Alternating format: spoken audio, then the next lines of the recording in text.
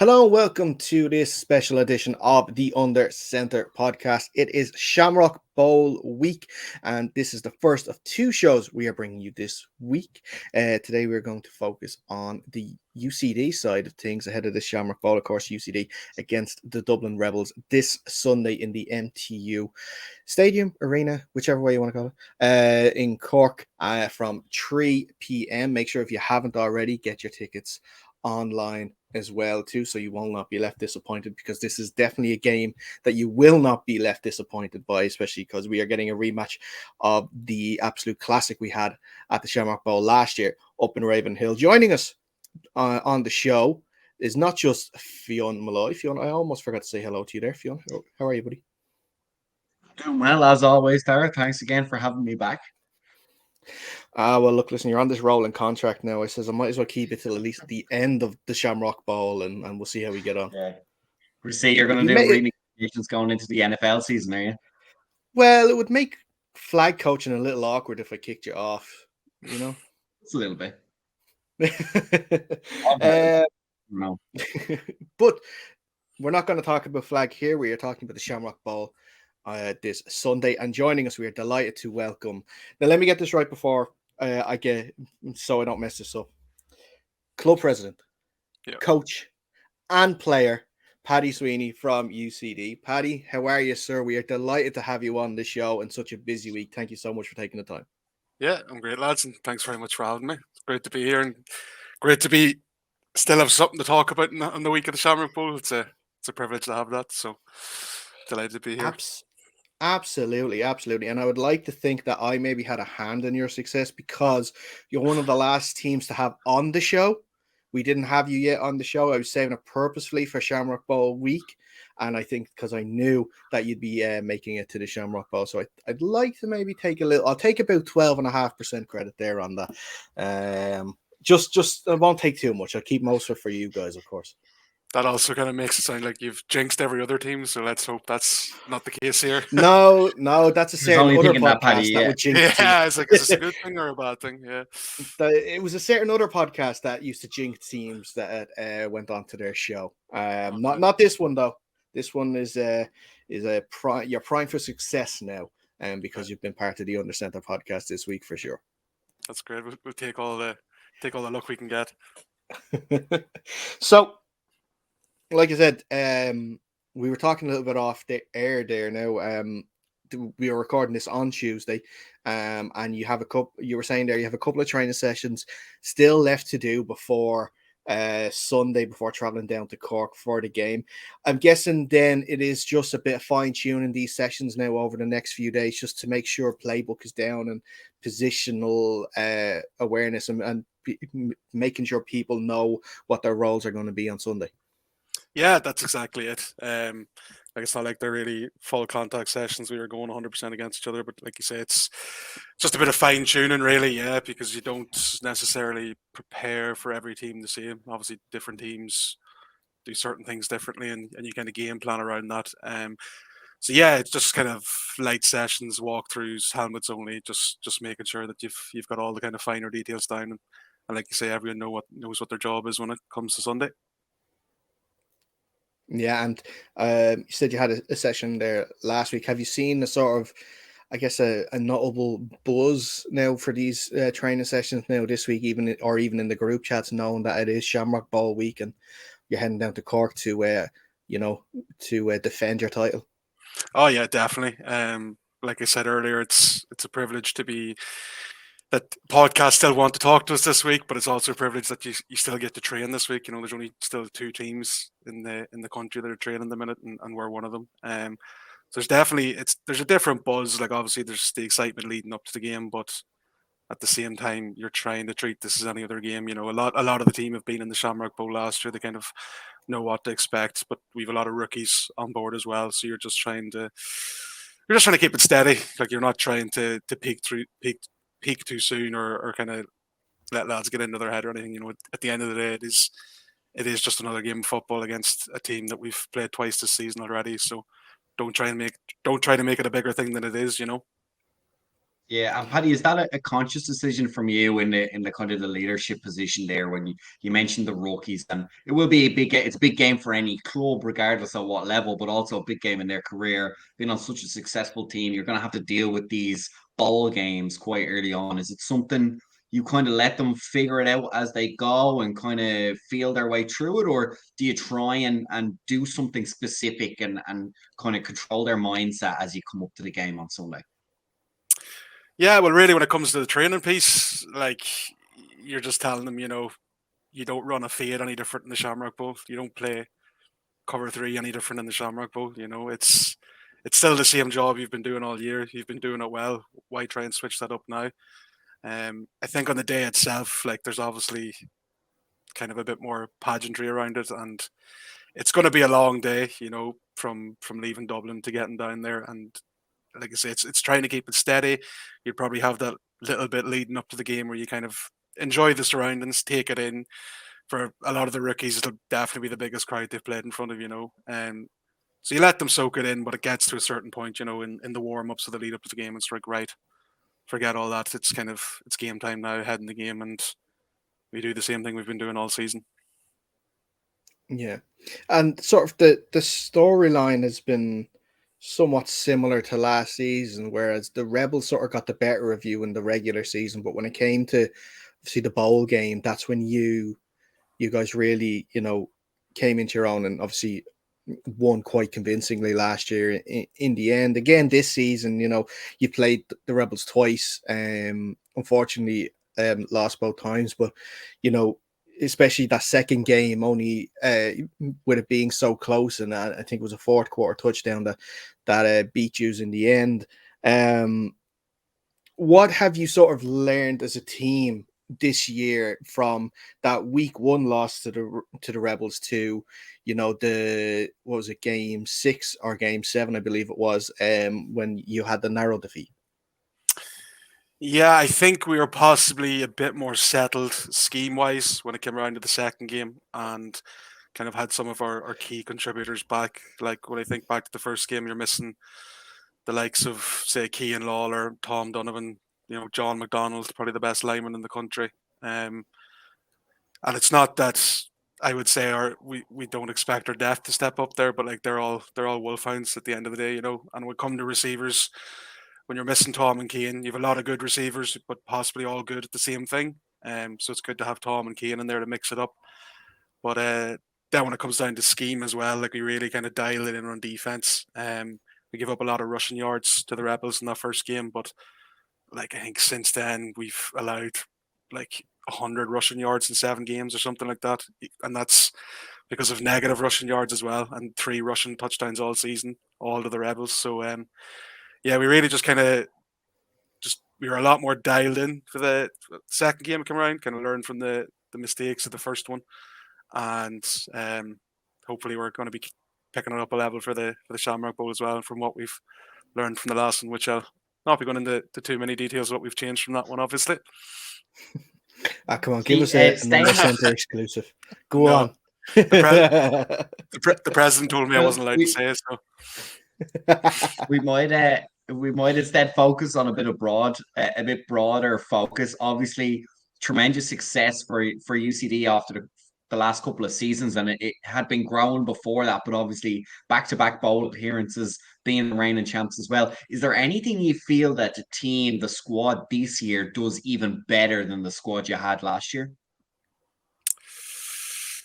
It's a good question. I think we've been quite good at where we've kind of had those performances we're not happy with. We've kind of, the squad this year, because there's been so much carryover, they kind of know the standard from last year and what it takes.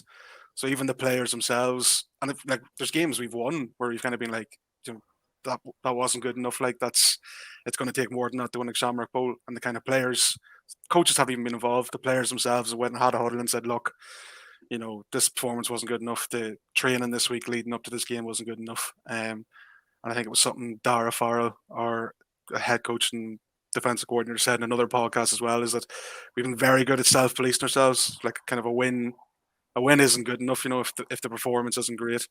Because like you say, the end goal is to win the Shamrock Bowl, so you have to be performing at that level. And like a loss mightn't tell the full story, and a win mightn't tell the full story as well. So I think we've been very good at kind of nipping that kind of in the bud where we're not performing and what we need to do to fix it.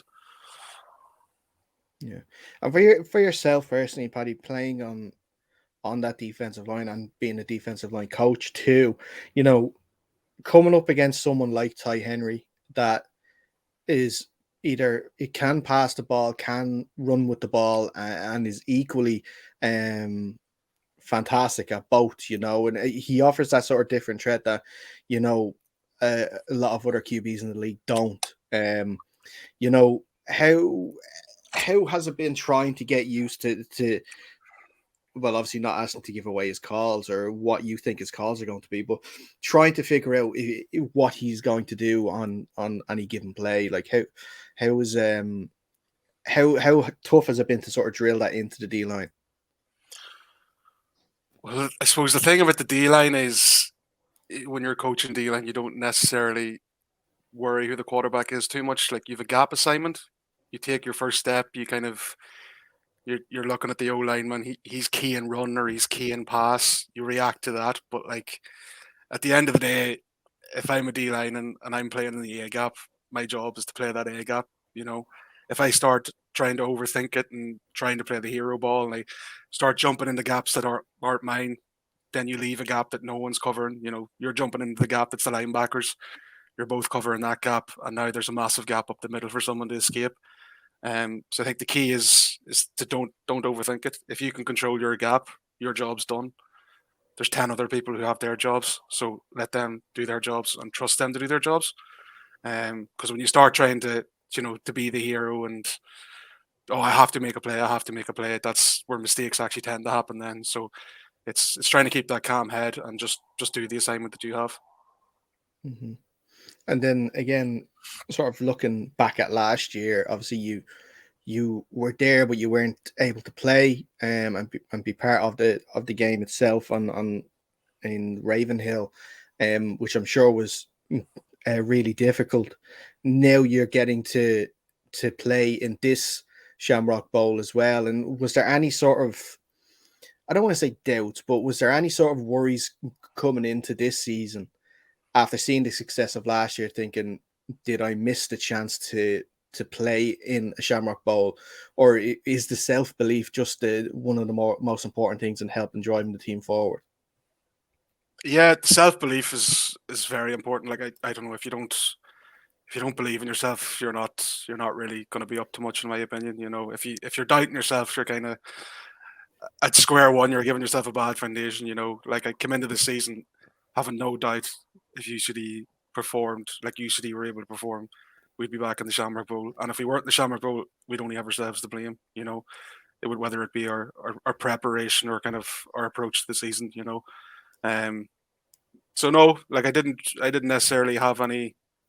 I had no doubts that the team, like I say, if we do what we're supposed to, if we prepare like we're supposed to, that we'd be back in the Shamrock Bowl. And it's played out that way. Obviously, you see you look at the record of 5-3, and a lot of people are kind of saying, oh, there's the cracks are starting to form or whatever. And it's kind of from the inside, we know what we can do, so we don't worry too much about that. And the results are we're back in the Shamrock Bowl again, so that you have to be confident in yourself. It doesn't, like, I always say to myself, if I was playing offensive line and Aaron Donald was lined up across from me, I'd back myself to block him, even though that would not be the case. But you have to think like that, because like I say, if you're doubting yourself, then it's already too late. Yeah. And then sticking sort of with yourself and the Wolfhounds then as well. Of course, we have the game in August against Turkey back down in Cork in the NT Arena. Probably, I know you're not thinking about that too much this week at all, but just a brief note on it. Are you excited to be going down to Cork then to play for the Wolfhounds? Probably on Irish soil, the first time in a while as well. And a Wolfhounds game, an international game, has been played on Irish soil. Yeah, look, like the focus is 100%. Well, we'll say 99% on the bowl.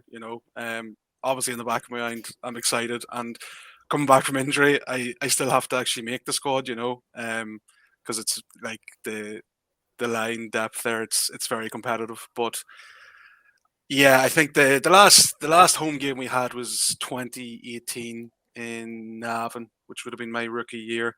So yeah, it's a long time since that, and it is great that it's going to be back on Irish soil because like anyone who was there that night will tell you the atmosphere was electric, But I suppose yeah, I'll cross that bridge when I get to it. Like the focus is 100% in the game on Sunday. Yeah.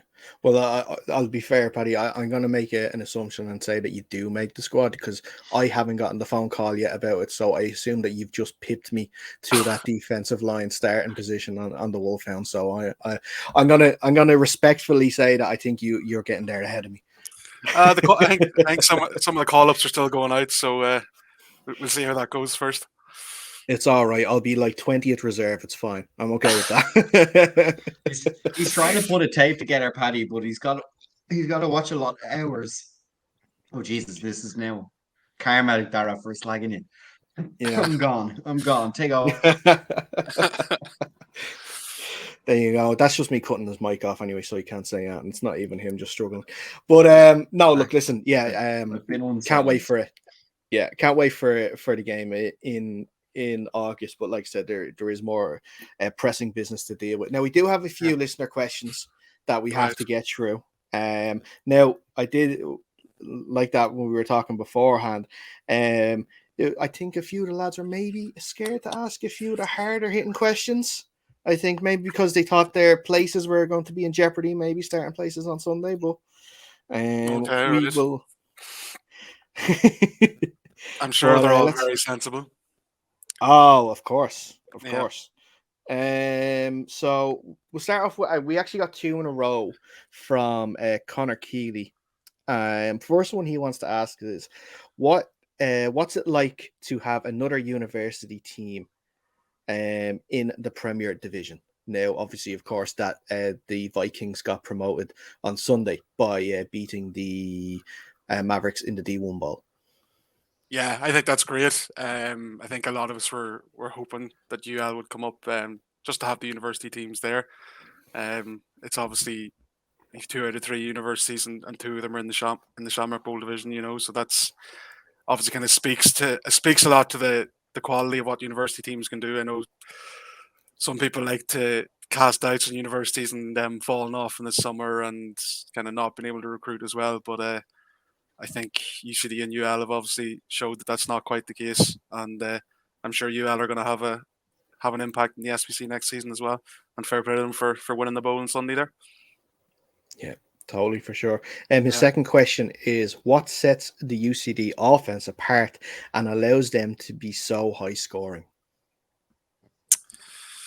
Yeah, that's a good question. As an offensive lineman, I'm just kind of like, is it run or pass? And I don't get into the finer details of the pass game.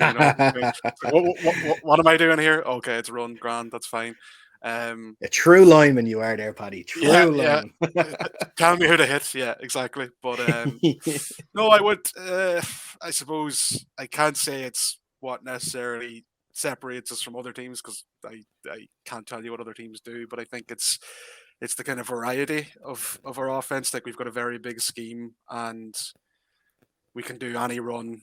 Like we can do any pass, and like in the run game, we can do it all from spread formations, from dubs or trips, and we can run the ball with just 5 O-linemen, But I think it's just the sheer variety we have and the amount of different looks we can give you, but kind of run the same scheme from those different looks. So, like I say, the pass game is an alien concept to myself, but it's obviously been doing quite well this season. So something's going right there. I'll put it down to the protection that Aaron gets. Yeah. Oh, well, that's it. And look, it always helps to have a player of Aaron Mooney's quality there, right behind you, slinging the ball around, and Sean McVeigh running the ball too. It makes life an awful lot easier for our linemen when they can do their business. For sure, yeah. If we know if we can give Aaron a pocket, or if we can give Sean his gaps, that they'll take full advantage of that. Yeah. Connor Hogan asks, why does number 66 end up as the poster boy for all the clubs he plagues with his membership? Yeah, so 66 is Graham Jenkinson. He's basically been taking any of the graphics we've made and photoshopping himself into them in the group chat. So obviously Louis Kuzmarek of High Point Graphics is obviously feeling the heat, feeling that his job's maybe under pressure there. So he said, I better start putting Graham in these graphics before he takes my job. And I think he is in the graphic for the Shamrock Bowl when that was He, released this week for sure. he, I'm almost he, certain I saw him on he is, yeah. Yeah. He reminded it, or he made us aware of that very quickly once the graphic went up. Yeah. Alex Kusmarek asks, do you attribute your personal playing success to coaching or to Fermanagh men being built differently? First of all, I'd say it's definitely then the coaches that we had at UCD and then subsequently at the Wolfhounds as well. But I'm not sure it's down to Fermanagh men being built different. I think of that quote of, was it one of the O'Halpine brothers down in Cork? Because my mother's from Fermanagh, my dad's from Fermanagh, and it's not quite an American football stronghold. So maybe it's the big Fermanagh head in me helps when I'm playing on the lines. But no, I would say it's mostly coaching for some of the success that I've had to date for sure. Country strong, as we say. Country strong. Yeah, That's what we'll say. That's it. Country strong.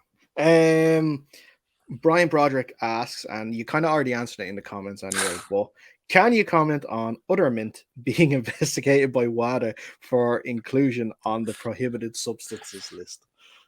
Yeah, so you're gonna have to hear me out in this one.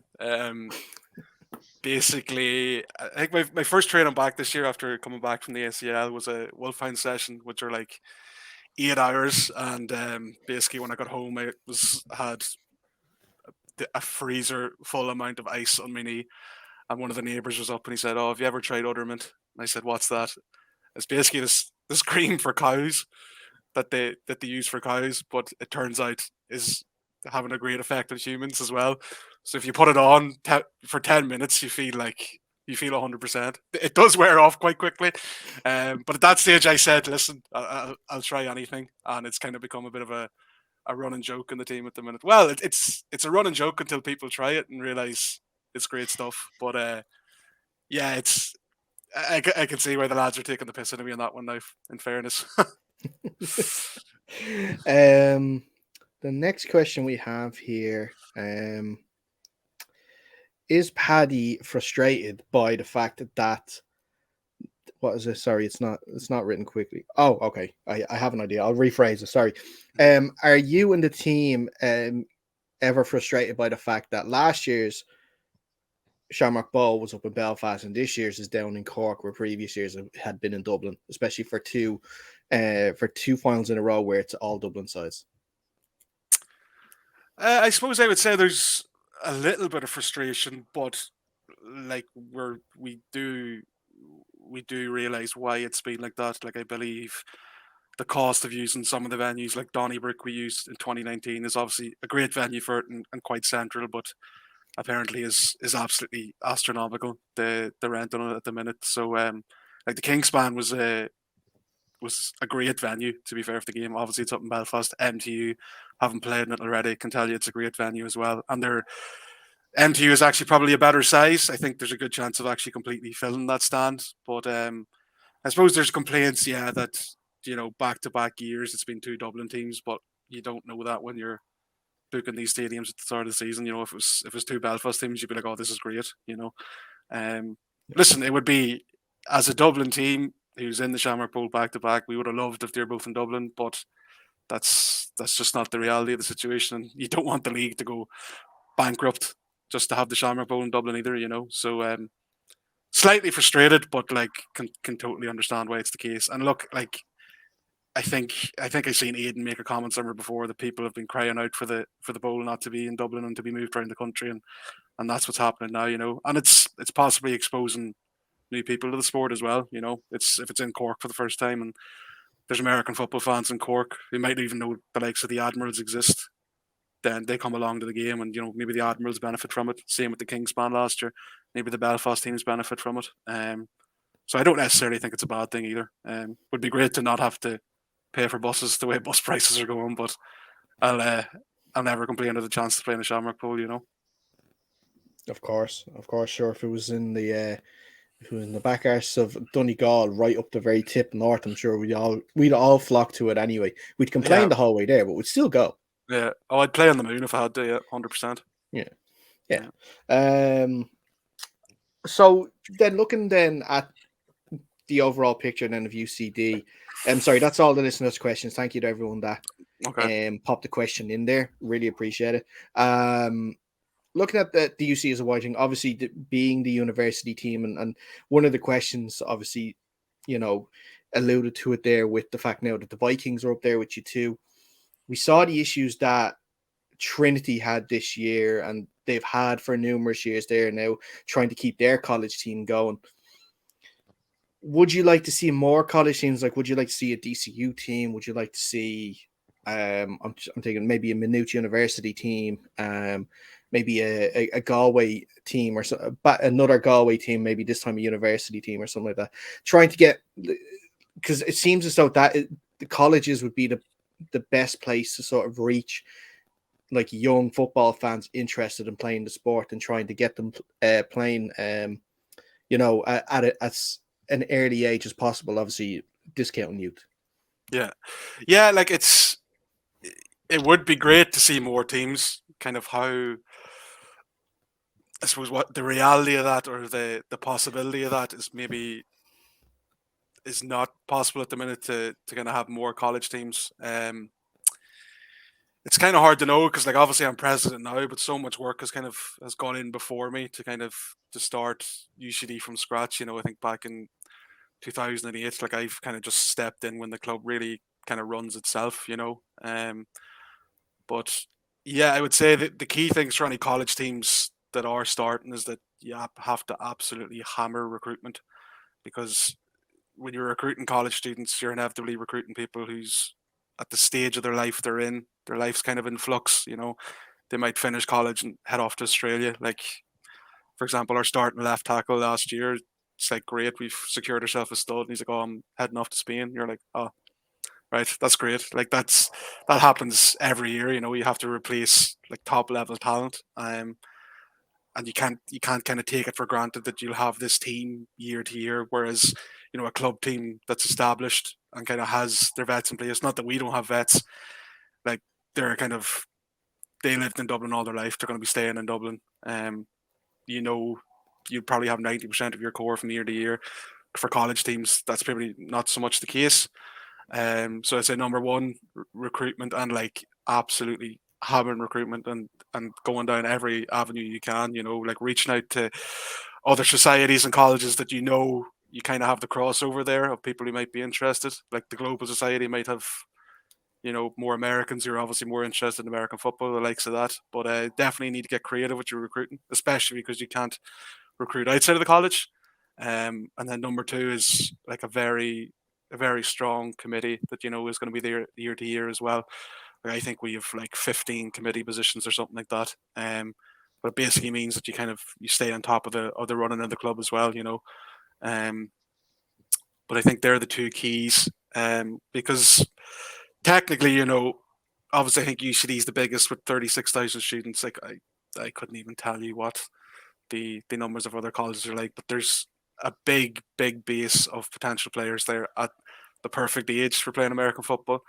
Theoretically, you should be able to start a team and be able to pull in good athletes and coach them up, but the reality of doing that is very tough. Like, I suppose, where do you get the coaches from to coach these players, if they're not leaving other teams?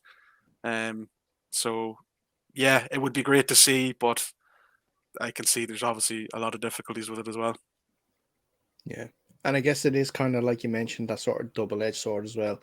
You do have in the college, you do have a constant influx of new students coming in every year, will want to get interest, and obviously your success brings notoriety, and obviously people will know, oh, UCD, they are quite good at American football, so they would know about that. But like that, when they leave the college and go off somewhere else, that could be like a player that you've had maybe for 2-3 years. That's, like you said, like that's a stud, but then decides, right, now it's time to move on to the career. Whereas obviously with other teams outside of the university, it's sort of people join and they join to stay, not just that because they're a part of a college.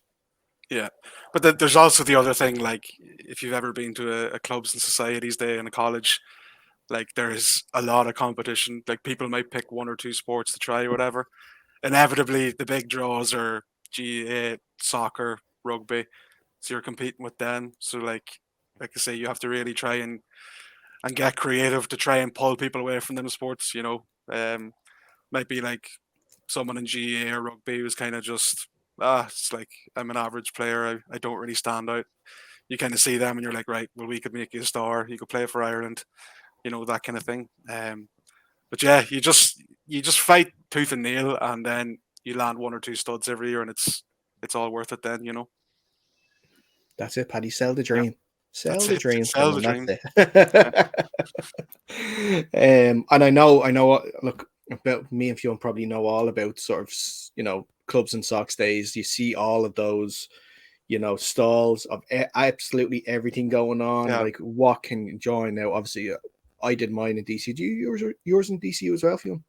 Yeah, I did. Obviously, there was no American football then, so or Yeah. there hasn't been America, so that wasn't an option. But then it was the drinking ones or the movie ones or whatever. But yeah, no, I know exactly what you mean. You have to try to do something sort of make yourself sort of stand out a little bit, and that's it. It's just recruiting. We try and do it ourselves but obviously we've sort of tried to move into shopping centers and stuff, and you have to try and sell yourself with a nice flashy stand and get people interested. It's like that. It's all about sort of selling the dream. And look, I guess there's sort of a bit of a fine art in trying to recruit players and trying to convince players to come down and get battered every Sunday for a couple of months a year, and pay for the privilege to do that too. I should say it. I have to say as well, pay for that privilege. But it takes a certain type of person, all right. But Paddy, we're all tapped. We know that. Yeah, we're all tapped for sure with that. But Fionn, sorry, I don't know. Did you want to step in there? I know, but I did have a question for Paddy. I was just wondering, as we were discussing earlier, obviously now it's back-to-back ball games. I guess it kind of ties in. One great way to recruit is to keep parading a trophy around at these things. That always looks good when you're getting lads interested. I'm just wondering now in this second ball game back to back, is there any bowl traditions starting over there in UCD? Are we going to see a lineup of outfits or anything on Sunday? Is there any traditions starting to grow and take root now that you're making a habit of being in a bowl over there? First of all, I'll actually say you'd be surprised how little new people care you've won a bowl. They're like, "What's the Shamrock Bowl?" It's like, "Oh, it's the national championship." It's like, "All right, cool. I just want to hit people." It's like, "Yeah, you can do that too." So you actually would be surprised how little it actually matters, because like I say, they don't know what that is. They're just like, "Oh yeah, I get to hit people. I get to catch touchdowns. Yeah, cool. I'm in. Sign me up," kind of thing.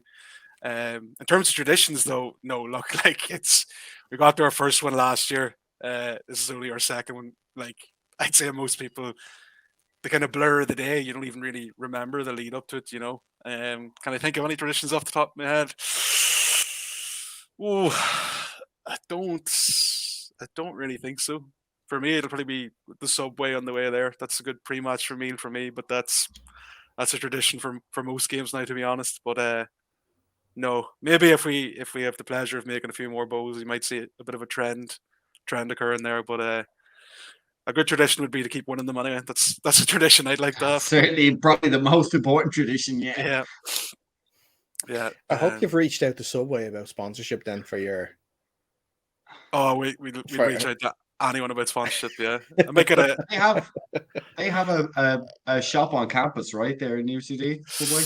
I think they do, but I'd say every club and society is hanging off them for sponsorships. If I can get an Ornament sponsorship, I'd be delighted.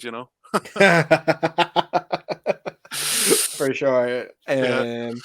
Well, look, that's it. Was a sponsored athlete by Ornament. That's the way we have to go. Yeah.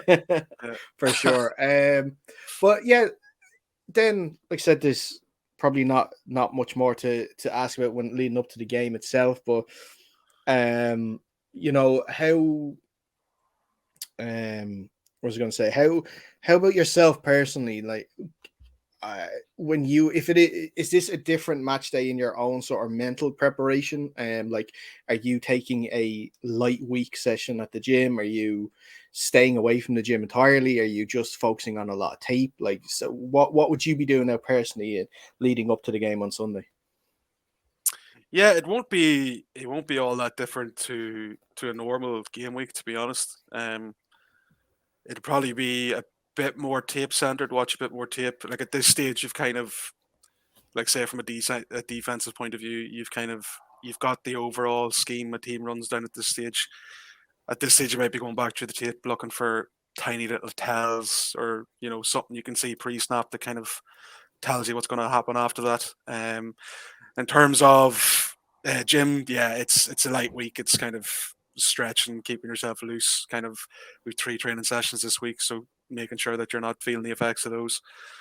And then, like Saturday, I know myself and the boys have a bit of a tradition of kind of getting together to watch some of the ELF games on Saturday evening, just to kind of give ourselves something to do that evening. Take your mind off the game, or obviously you're not going out drinking or anything like that. So just something to kind of occupy yourself. Or we watched Andy Dennehy win another bowl there in the BNL Bowl there last week. So that's become a bit of a tradition. It's probably something that we'll do again, but that's no different to a normal game week for us, And I suppose on the day myself, yeah, like I said, you let players and you let yourself enjoy the kind of the buzz and the build up to the game, but then it's 45 minutes before the game where you're warming up, and everything's the same again. Like, inside zone is inside zone, pass pro is pass pro, nothing's changed, so you just got to stay locked in your job at that point.